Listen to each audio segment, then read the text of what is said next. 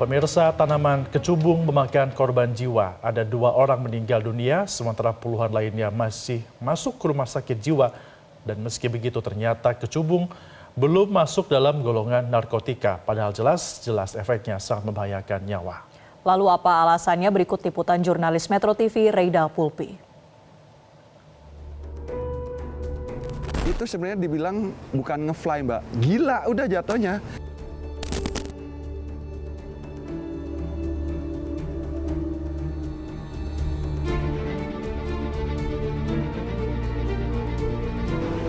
Kecubung memang bikin linglung. Selain membuat penggunanya tidak bisa membedakan mana halusinasi dan kenyataan, ternyata kecubung ini belum masuk dalam golongan narkotika karena dianggap tidak membuat kecanduan. Padahal korbannya sudah banyak. Lalu sebenarnya seberbahaya apa apabila kita mengkonsumsi kecubung dan apa yang ditunggu pemerintah hingga kecubung ini belum masuk dalam golongan narkotika? Ikuti penelusuran kami. Puluhan orang di Banjarmasin, Kalimantan Selatan yang diduga mabuk kecubung menggemparkan Indonesia. Bagaimana tidak, sedikitnya 47 orang masuk rumah sakit jiwa, sementara 2 lainnya meninggal dunia usai mengkonsumsi kecubung yang dicampurkan dengan obat-obatan dan minuman keras. Ke laboratorium forensik di Surabaya untuk mengetahui kadar kandungan apa yang ada di dalam pil tersebut. Nanti kalau sudah ada hasilnya akan kita rilis seperti kemarin hasil daripada kandungan kecubung. Jadi sementara mereka dikenakan pasal undang-undang di kesehatan karena peredarannya. Ini yang perlu kita sampaikan bahwa korban yang datang ke rumah sakit kami itu bukan dalam satu grup yang bersama-sama berpesta, namun dari kelompok-kelompok kecil lainnya dan berbagai tempat, berbagai waktu. Meski kecubung sudah memakan korban jiwa, namun ternyata tanaman ini belum masuk dalam golongan narkotika. Saya berusaha ngecek beberapa hari yang lalu. Di BNN mengatakan belum ada penelitiannya, belum ada kajiannya. Saya nggak tahu kenapa. Saya berharap tadi sudah saya sampaikan negara hadir. Ini jangan ditanam atau ini jangan dipakai, ini jangan disalahgunakan gitu loh. Jadi kementerian terkait, dinas terkait harus memberitahu kepada masyarakat. Tim Metro TV menemui Ari yang pernah menjajal kecubung. Ari menceritakan parahnya efek usai mengkonsumsi tanaman ini dan mengaku kapok. Awalnya sih waktu itu, Mbak, saya tuh coba-coba ya dari teman itu, ini ada buah yang benar-benar katanya bikin ngefly, dia bilang gitu. 4 orang teman saya itu termasuk saya makan 1 sendok sama campur mie. Nah itu efeknya mulai bilangnya katanya ngefly, 5 menit sampai 10 menit itu saya udah nggak tahu apa-apa. Nggak mengenali orang sama sekali, nggak kenal sama sekali. Itu sebenarnya dibilang bukan ngefly, Mbak. Gila udah jatuhnya. Nah teman saya yang 3 orang ini, ada yang lari ke lapangan sambil buka baju. Dia juga nggak sadarkan diri. Kalau saya lari masuk ke rumah orang disangka maling. Nah itu saya dibawa ke rumah. Katanya dipanggil orang pinter, sampai dibawa Ustadz juga udah ada dibaca-bacain gitu. Itu 2 hari, Mbak, itu baru sadar 2 hari. Ya biasa aja. Nggak, bangun tidur? Iya, kayak seperti bangun tidur. Setelah itu masih mencoba lagi? Saya tidak mau sama sekali, Mbak. Kalau dikasih mau uang berapa juta, nggak akan saya mau lagi seperti itu. Untuk masyarakat Indonesia, jangan untuk coba-coba makan buah kecubung. Karena dampaknya akan membahayakan diri kita sendiri. Menjadi gila, nggak sadarkan diri, terus tidak bisa mengendalikan diri kita sendiri karena kita tidak mengenali orang sama sekali. Jangan coba-coba untuk mengendalikan yang udah-udah.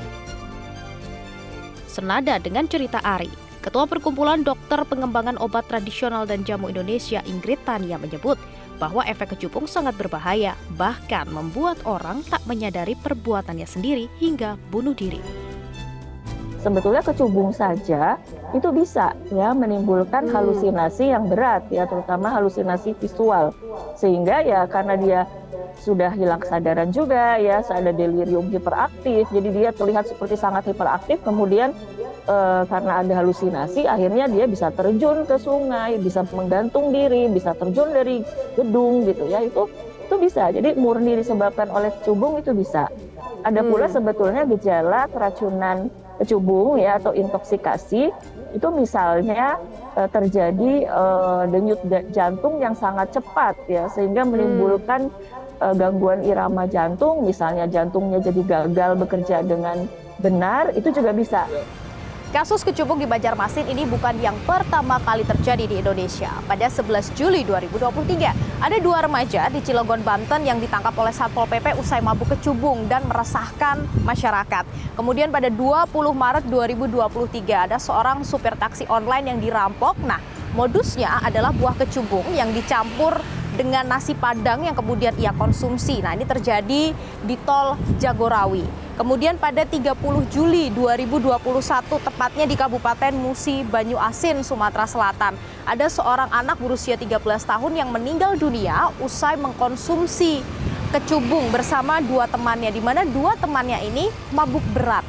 Nah, tapi kecubung ini ternyata belum masuk dalam golongan narkotika karena dinilai tidak menimbulkan kecanduan. Padahal kecubung ini menimbulkan kemabukan. Nah, tapi kecubung ini ternyata sudah masuk dalam 15 tanaman yang diajukan oleh Kementerian Kesehatan agar masuk dalam golongan narkotika. Lalu apa saja sebenarnya kandungan dari kecubung? Ini adalah kandungan-kandungannya, di mana kalau kita lihat kecubung ini mengandung atropin dan skopolamin, dan juga ada alkaloid yang termasuk dalam golongan obat antikoligernik, di mana senyawa-senyawa ini, kandungan ini bekerja pada sistem saraf pusat, menyebabkan peningkatan denyut jantung, efek halusinasi, anestesi, dan ini bisa bertahan selama 2 hari.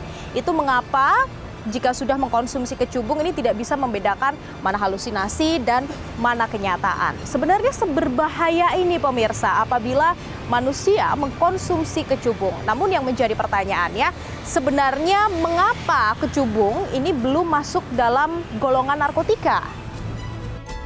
Melihat bahaya kecubung seharusnya membuat pemerintah segera turun tangan. Jangan menunggu korban lain kembali berjatuhan. Meski sayangnya BNN enggan berkomentar terkait hal ini. Ayo diteliti, benar-benar mengandung narkotika atau enggak? Kok ini bisa menyebabkan orang terhalusinasi? Berarti mirip-mirip ganja, kira-kira gitu. Karena masyarakat itu perlu kepastian. Jangan sampai menambah korban-korban lagi. Sampai kapan akan menimbulkan korban? Jelaskan, tegaskan pada masyarakat bahwa ini mengandung narkotika atau tidak, supaya tidak ada korban lagi.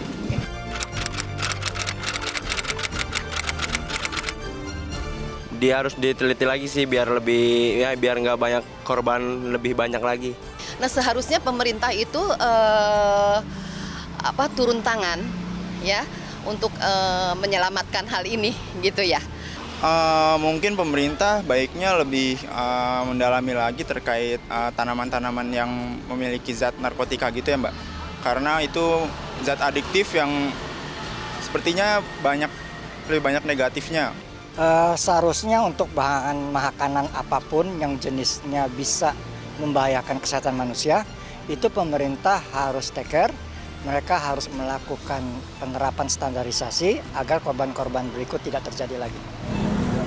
Jangan sekali-sekali Anda mencoba kecubung, karena meskipun belum masuk dalam golongan narkotika, namun sudah jelas bahwa efek sampingnya sangat berbahaya. Pemerintah perlu segera mengambil tindakan agar tidak lagi-lagi jatuh korban jiwa. Dari Jakarta, Tim Liputan Metro TV. Jelajahi cara baru mendapatkan informasi. Download Metro TV Extend sekarang.